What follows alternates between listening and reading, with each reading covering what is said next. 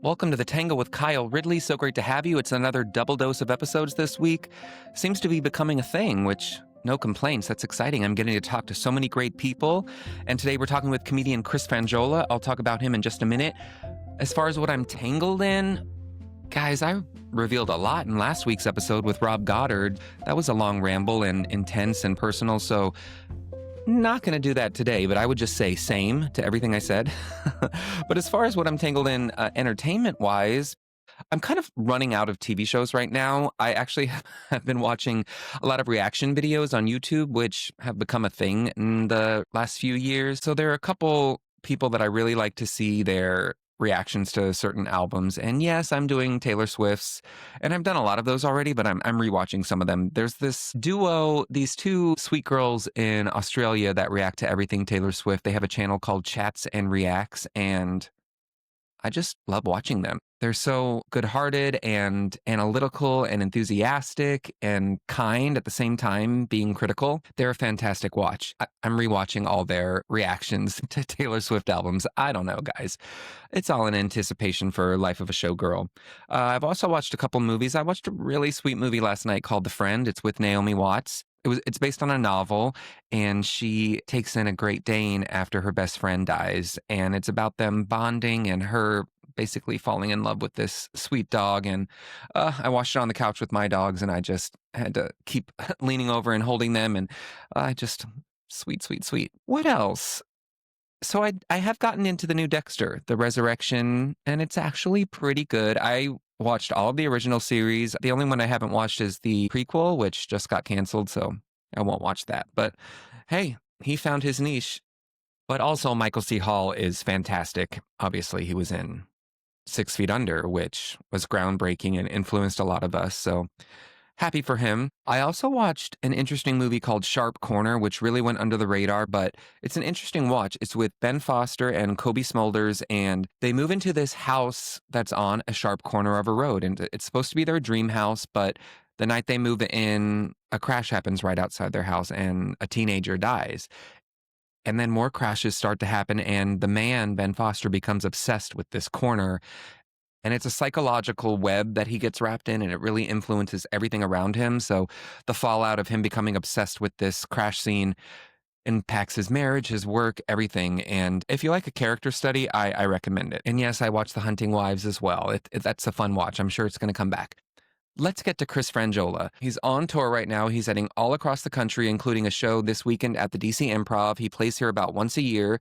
He's a big fan of the city, but he's on tour throughout the whole nation. So you can catch him all this year, all next year. He's nonstop. And we talk all about his early years working in restaurants before he hit it big on Chelsea Lately. And he actually worked with Meghan Markle for many years at a restaurant in LA. We talk about behind the scenes at Chelsea Lately and all the fun they had and some drama along the way.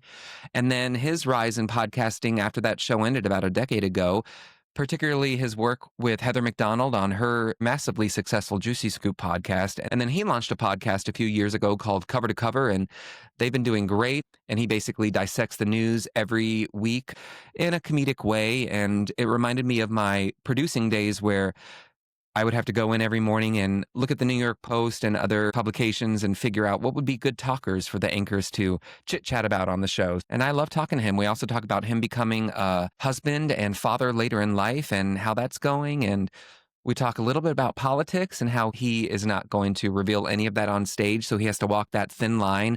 But he also has great things to say about the country as a whole, because really, he has been everywhere. And what he has found is that there's good-hearted people for the most part everywhere, so you can take some peace in that. It's just a lot of negativity screams louder. All right, make sure to follow Chris on Instagram and follow his podcast, Cover to Cover. Catch him on tour. And here he is, the hilarious Chris Franjola. Excited to talk to you. I was looking it up, and Chelsea Lately started in 2007, but the first iteration, the Chelsea Handler Show, was 2006. So I've been watching you for almost 20 years. Does it feel like 20 years? You know, until you mentioned it, I didn't realize the Chelsea Handler Show was that long. Yeah, I guess it was. Yes, it does. Some days it does. Some days it doesn't. It's becoming a more of a distant memory. It really is. But it was a great time in my life. I loved doing that show. Both of them, actually. Yeah, we'll talk a little bit more about that too. But first, I want to start more with what people don't know about you, because most of us know you from Chelsea Lately and then the Juicy Scoop podcast and then your own podcast and obviously stand up. But before you hit late night TV with Chelsea, where did you grow up and when did the comedic spark ignite in you? Yeah, I mean, I was always a stand-up fan. I mean, I grew up on Long Island, the east end of Long Island, a town called Ronkonkoma, kind of like the middle of Long Island, and where a lot of comedians are from, strangely enough. There's so many comedians from Long Island. I'm not exactly sure why. I think it's doesn't probably a lot of different reasons, but that's where I came from. And then like stand-up, I've always been a fan, like back to the days of like records and, things like that I would have of Bill Cosby and Robin Williams and things like that.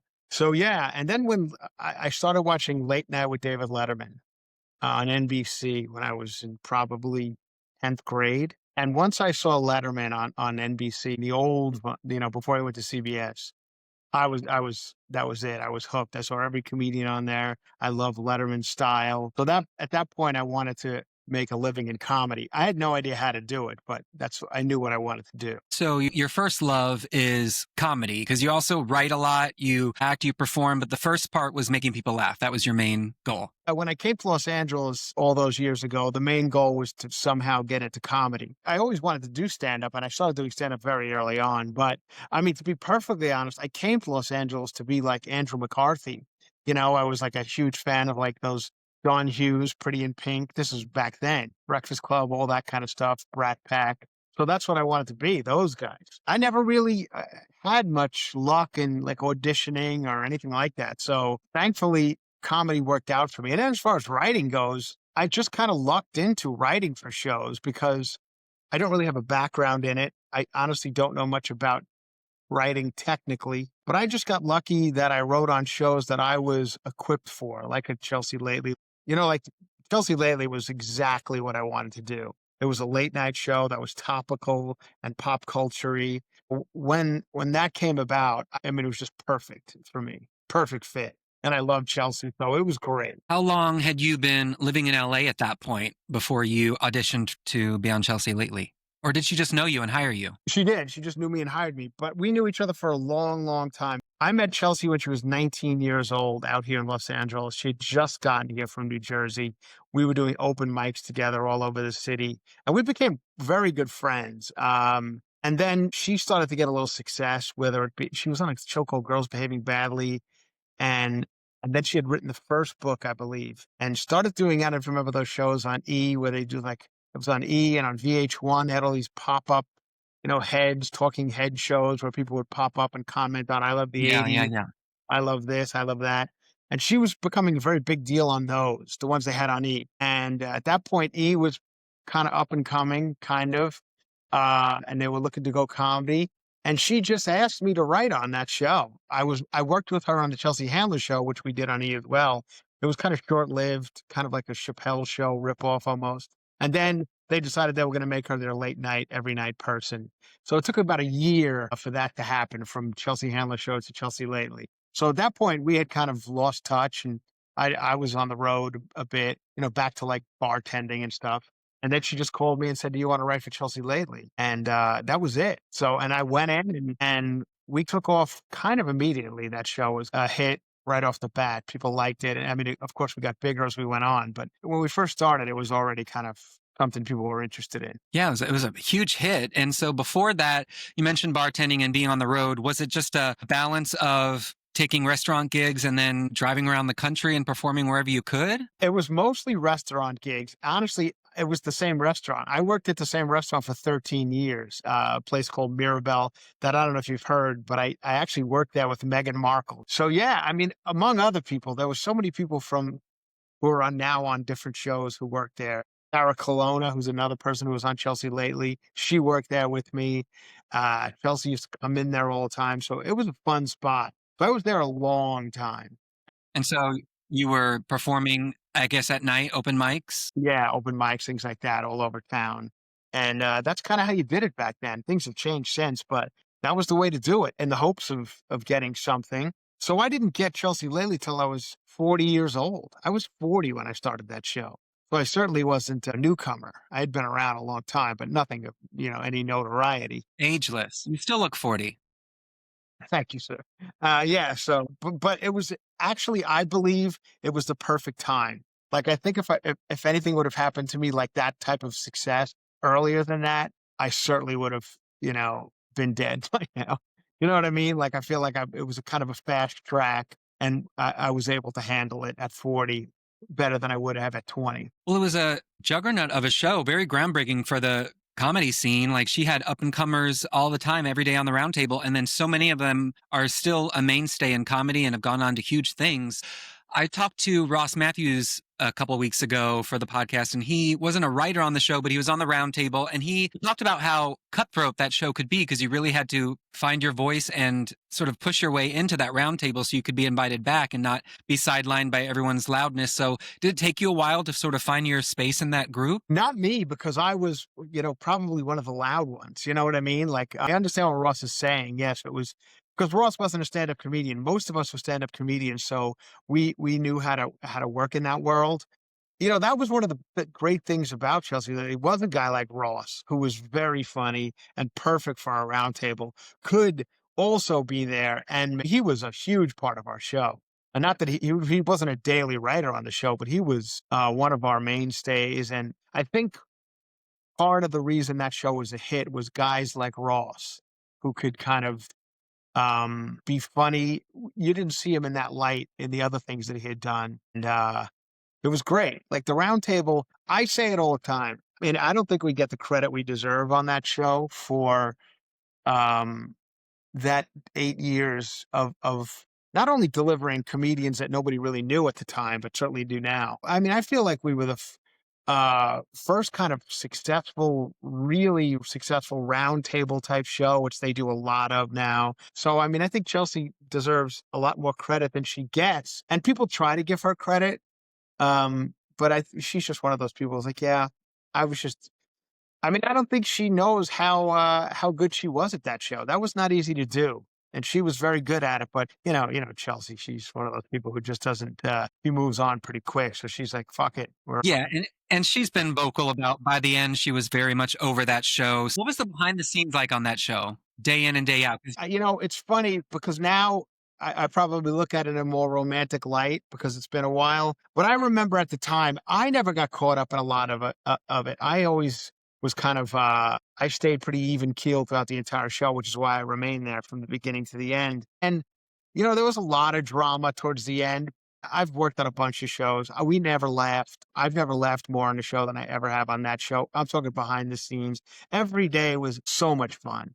I think anybody, if you talk to Ross or anybody, I don't think anybody would tell you that was a more fun show to work on. It was so much fun. But yeah, towards the end, it got a little. She didn't want to be there anymore, and neither did a lot of the other people. We had all become kind of fixtures on the show. The writers also became like on-air talent, and that became a bit of a problem. Some people wanted to be bigger. Some people wanted to be on more. Some people didn't.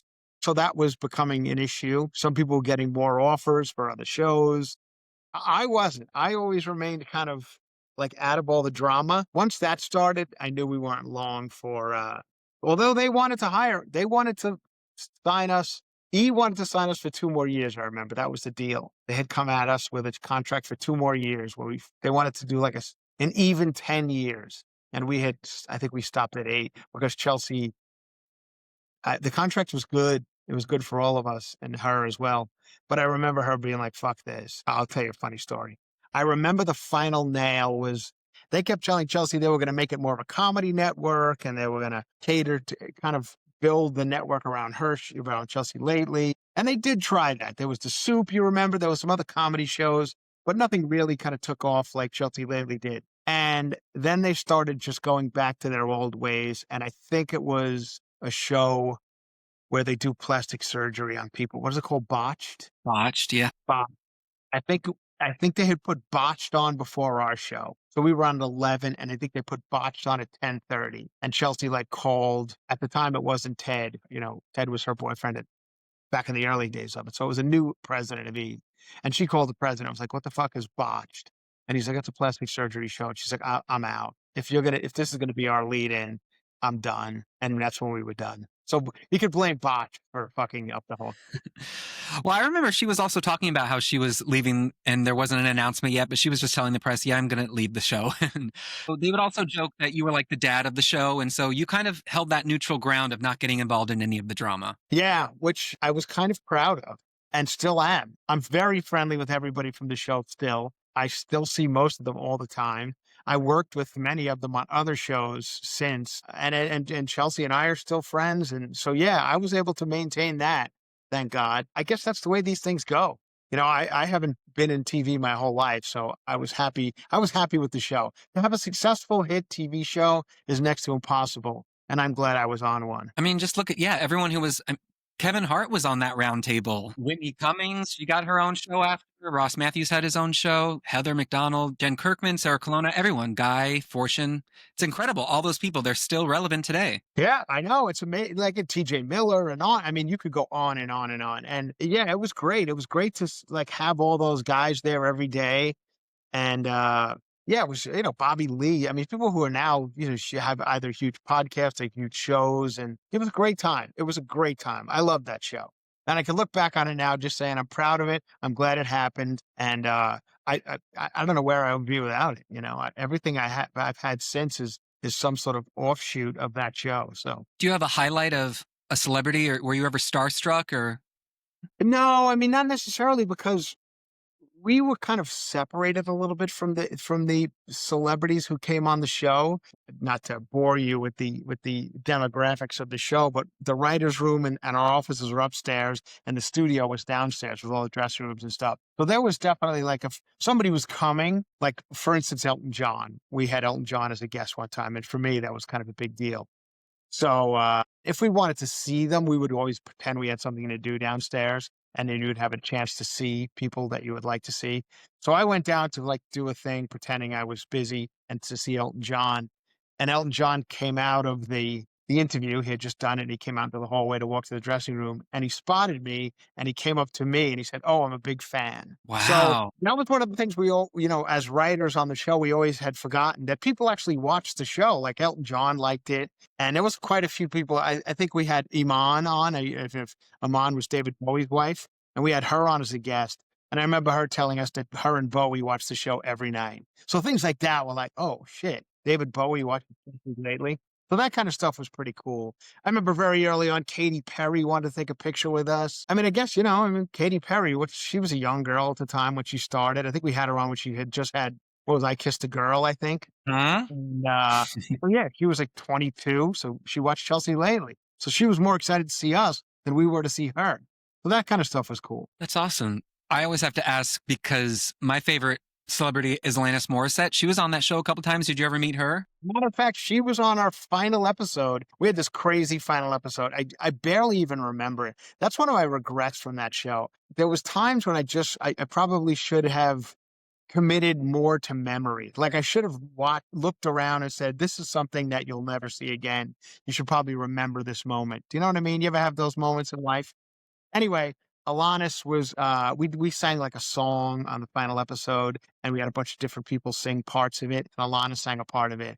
And she hung out after. We had a big after party, and she was there. She was great. She's still very friendly with Chelsea, and now her and Fortune have I saw that. They performed yeah, together. they have a friendship going. So yeah, she's great.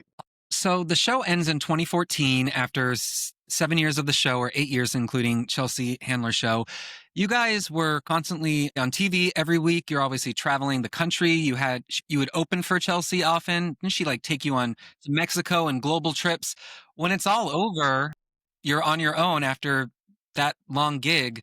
Was it jarring? What was that like? Yeah, I mean, it was definitely jarring because we had gone from like 0 to 60 and then 60 back to 0. You know what I mean? It was quick. Once that show ended, it ended. It ended for all of us, really. And I feel like it's kind of that way for most people who have a hit show. Not to compare myself or that show to like a Friends or something. You get kind of one go around with a hit show. If you get two, you're very fortunate. So yeah, it was one of those things where it was back to, the grind and all that. And also the landscape of television had began to change at that point. We had started to see it on Chelsea lately, just towards the end. People were starting to put clips on Instagram. You forget how, things have changed so quickly. You forget, 10 years ago, there was no Instagram, there was no clips, there was no TikTok. I mean, now you don't watch Saturday Night Live, you watch the clips. You don't watch Jimmy Fallon, you watch the clips. But our show, we weren't doing the clips yet. Some people said we should. I'm talking about E executives were like, we should do clips. Others were like, you shouldn't do clips. Everybody needs to watch it at 11 o'clock. And now that's completely an old school. And so that started to change. TV started to change. And I was out. I was an older guy at that time, and things were, they weren't casting my type. So it was one of those things where it's like, wow, shit, what now? And fortunately, I had saved up some money, so I was good financially. I was doing the road. But if you're not on a TV show, you're not selling the tickets, you're not out there promoting it on something like Chelsea Lately, where if you just said it, one time on the show, you would sell out that comedy club. So I didn't have that anymore.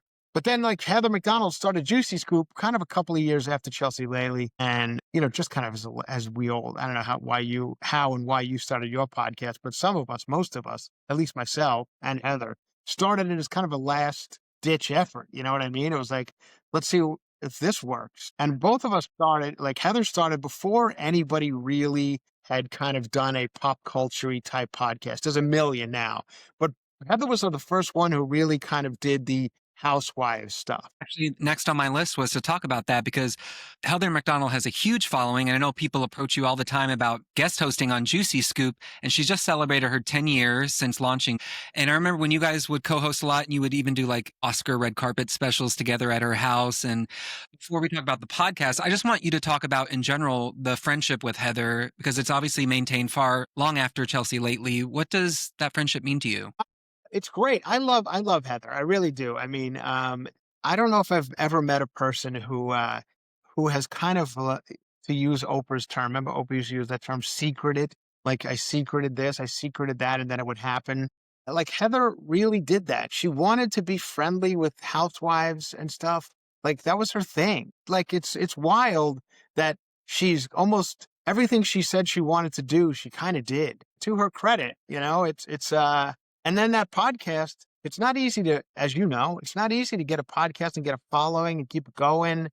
And yeah, so for her to get it to the heights that it is now, and I mean, it's one of the big ones, but she makes a ton of money off it, and it's like a great way to, you know, thank God for podcasting for people like me and Heather who have successful ones.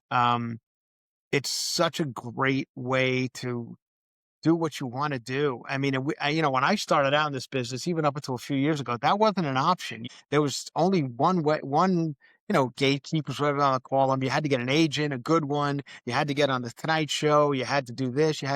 But now that's all gone. That's all over. And it's such a great thing for people like Heather and me who, we just didn't have a shot at because we were older and we were, whatever the case may be, we didn't have a shot at being cast in anything anymore. I don't think she gets the credit she deserves. She's underrated in that sense. And she has a huge following on podcasts, but like nationally or like the pop zeitgeist, I think she's overlooked a lot. And yeah, she does deserve a lot of credit. But the other thing that sometimes I try to tell her, and we're very good friends, so we could speak like this, I like to think. And I always tell her, like, you are probably overlooked at times, and she knows that. But in the end, I don't think she understands that success is the ultimate fuck you.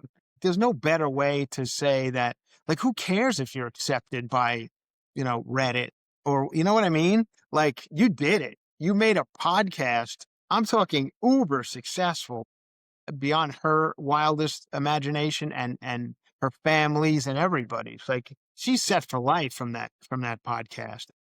And then a couple of years after Juicy Scoop premiered, you debuted Cover to Cover, which is now, I was looking, nearing 500 episodes. I assume you've always been a fan of just reading newspapers and keeping up with news and I guess in some sense tabloids, not always tabloids, but for this show. Yeah. Well, ultimately what it was supposed to be was I used to sit at the end of the writer's table on Chelsea Lately. Chelsea would be on one end, I would be on the other end, and down the long table was Fortune and Kirkman and Kelowna and Jiffy Wild and Brad and Josh Wolf. So, and I was on this end. So I would sit at the end with next to a guy named Steve Malmsteen, and I would have the New York Post, and I would just thumb to the New York Post, and I would just yell out jokes or for the opening monologue or the round table from the New York Post. And I don't know if you're familiar with the New York Post, but it could be a treasure trove of they the New York Post is, it is a little, tabloidy. So for things like that, for like more, it's the greatest. So what I wanted to do with my podcast, that's why I called it Cover to Cover, is I literally wanted to sit down with the New York Post and go cover to cover. And we were doing that initially when we first started, but New York Post does it leans a little New York heavy. So, like nobody, the people who around the country don't care what's happening on the corner of Lexington and 27th Street. So we started to move to other things. So we started to do Good Housekeeping magazine and some other stuff. Now it's at the point where we're just talking about just the day, and people seem to love it. I mean, I think that's what podcasting is. You just kind of want to hear people chat. I mean, I very much stole from Howard Stern. I'm a huge Howard Stern fan since the early days of Howard on WNBC. I love that style of just kind of talking about the news with, some other people. And so, yeah, we that's what we kind of do. We get a good listener base, and we get a great Patreon, a lot of big numbers on Patreon, and it sells tickets on the road. And that's what I want to do. We do it right here in my garage. I don't do video like you, um, which is probably a mistake, but you see how hard it was for me to get on here? It's like I could barely figure it. So, yeah. What are you guys chatting about lately? I know probably the big news is Taylor and Travis. Well, funny enough, we were taping. We tape a lot. We tape like 4 episodes a week, sometimes 5. So we were on air when I happened to see it on my phone. So that was Travis, and then of course the Cracker Barrel was a great story. We love stories like that, like a Sydney Sweeney Jeans thing, where I remember being on Chelsea Lately, where those stories were so great for us because you could get almost 2 weeks out of them. Nobody was getting hurt. It was one of those stories where everybody had a strong opinion about it.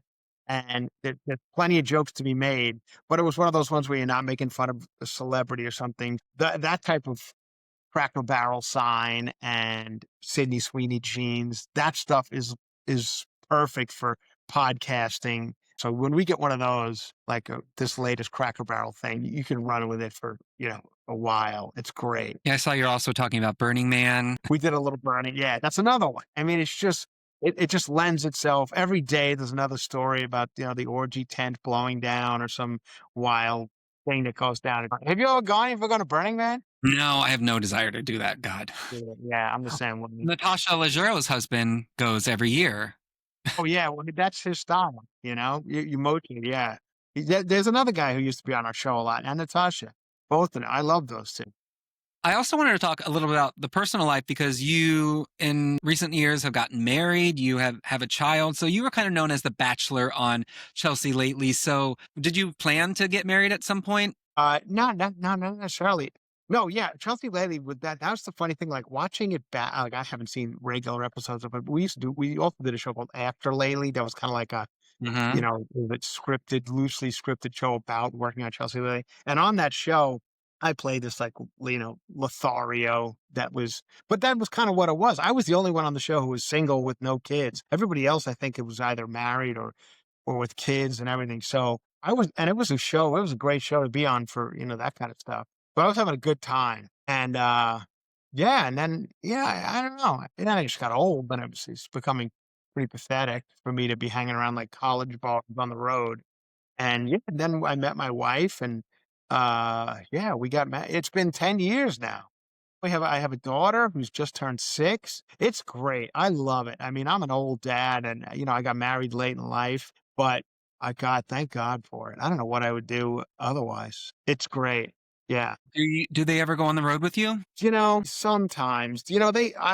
Fortune and I were on the road together for a while last year, and Fortune and I were doing Vegas, and they came out to that. My daughter really likes Fortune because she's on Is It Cake? So my daughter was excited to see Fortune in person. So yeah, but very rarely do they come on the road with me.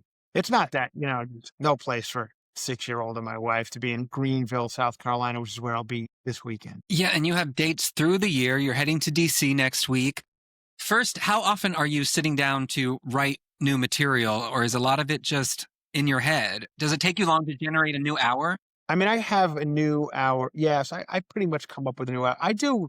My act on stage is very loose, which is kind of the way I like it. And I think it translates to the audience. It's a very loose kind of fun, some crowd work, some stuff right out of the headlines, things like that. So yeah, it's a loose, fun hour. I don't, once again, this is either good or bad. I'm not working toward anything. I don't care to have a Netflix special. I don't care to be on a sitcom. So I actually truly like doing stand up in clubs. So I focus on that. I focus on the room I'm in that night. I don't have to give them a polished act so it looks good for TikTok or something. I just like performing in the room I'm in that night. And once that show's over, I don't tape myself. I don't watch it when it's done. When the show's over, it's over. I move on to the next show next night. So That's a good place to be. yeah, I like it that way. I mean, I don't want to make it look like a scripted thing because I believe for me, the fun of stand up is it's not scripted. You can fuck around and have fun with it, and that's kind of what I do, and more now than ever. And it's less stressful not trying to compete and gain followers and get all the clips and I would love it if I could. I don't even know how to do it. I really don't. I don't know how to put up clips. I don't even, God bless those who do, but I'm like one generation away from that. And as much as people try to teach me how and tell me how, it's just not my world. You're much younger than me. So you grew up with all this stuff.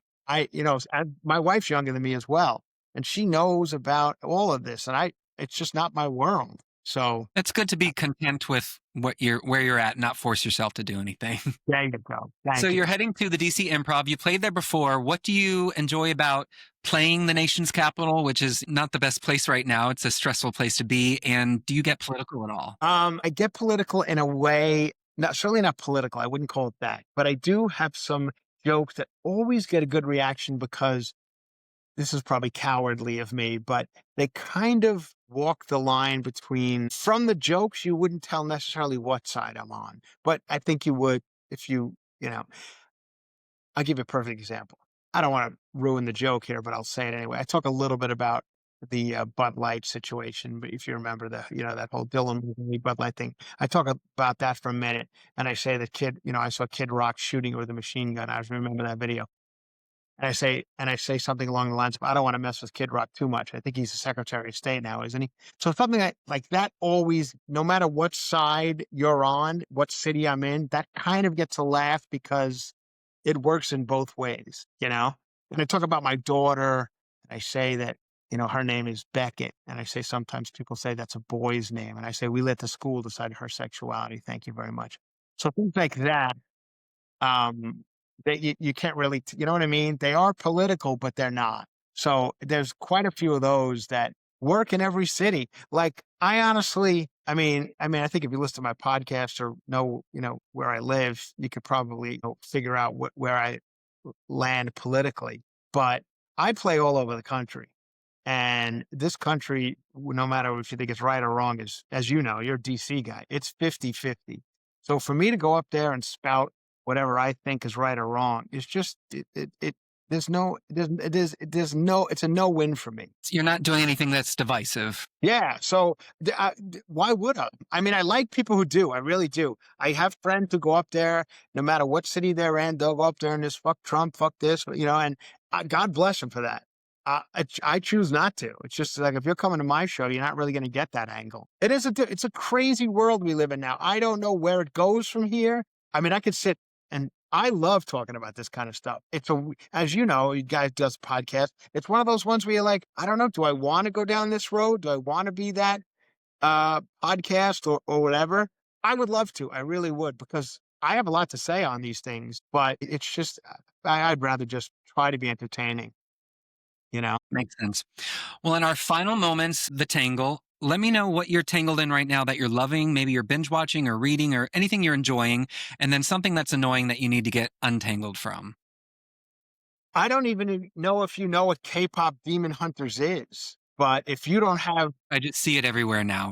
yeah, it's everywhere. I think they just announced yesterday it's the most popular show ever in the history of Netflix movie, more watched than anything ever in on Netflix. So there's that. And then they just released it in theaters last weekend, and it was a monster, box office hit. And the song, I think it has 3 songs in the top 10 right now from the soundtrack. So it's just this monster hit for kids. It's animated. I don't even know what it is, honestly. My daughter watches it every day, 5 times a day. So if you have a kid below 10 or 12, you probably know what I'm talking about. So that's something that I'm tangled in against my will, honestly. I mean, I guess it could be worse. I've been tangled. If you have kids, you get tangled in these shows that you're just like, oh my God, let it end. So currently I'm in that. And then I guess the other one is Labubu, which thankfully, you know what this is?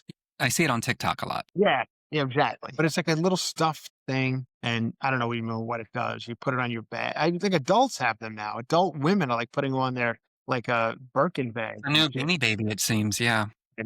I know. But whatever, like that's the kind of stuff that I'm tangled in. Kid shit. That's my life now. Do you end up having to watch any of the Housewives when you have to go on Juicy Scoop? To be honest with you, I've never seen an episode of Housewives ever in my life, ever. I'm not kidding when I say there's not 1 second of it. And I know people hate when I say that because I do Juicy Scoop so much. But Heather knows when I'm on, she's like, we won't do too much.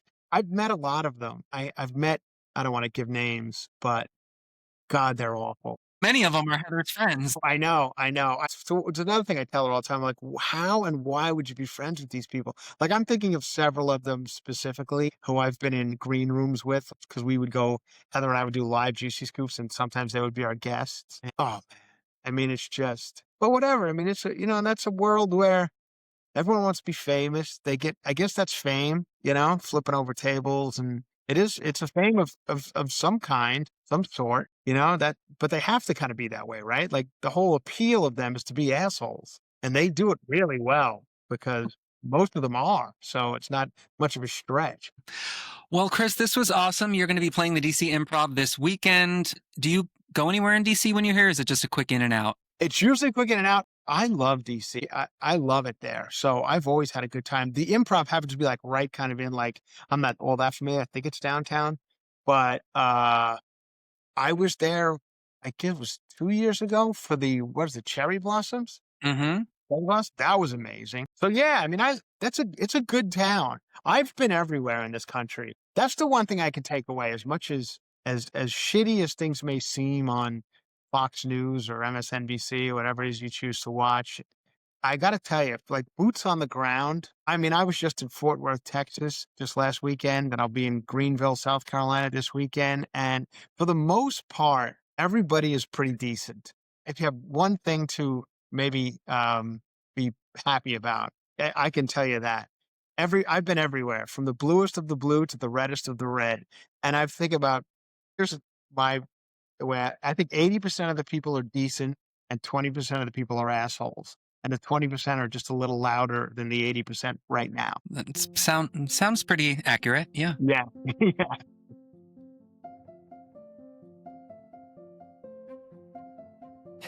Okay. Him declaring the Housewives are awful. And, I've met several of them. I will say that most that I've met in person are fine. They're a delight. You know what? Let me not say delight. I can attest that some are awful as well, or a bit much, but there's some good ones along the way, so I can't discount the whole franchise, and neither can his friend Heather McDonald. All right, we are going to be back on Thursday. One of my favorite interviews of the year from my favorite author of the year. He wrote my favorite book of the year, Jeff Hiller. You probably know him from Somebody Somewhere. He's up for an Emmy right now for Best Supporting Actor in a Comedy Series. We talk all about that and his book, Actress of a Certain Age. It's a good one, guys. I will see you in a few days. Until then, take care of yourselves.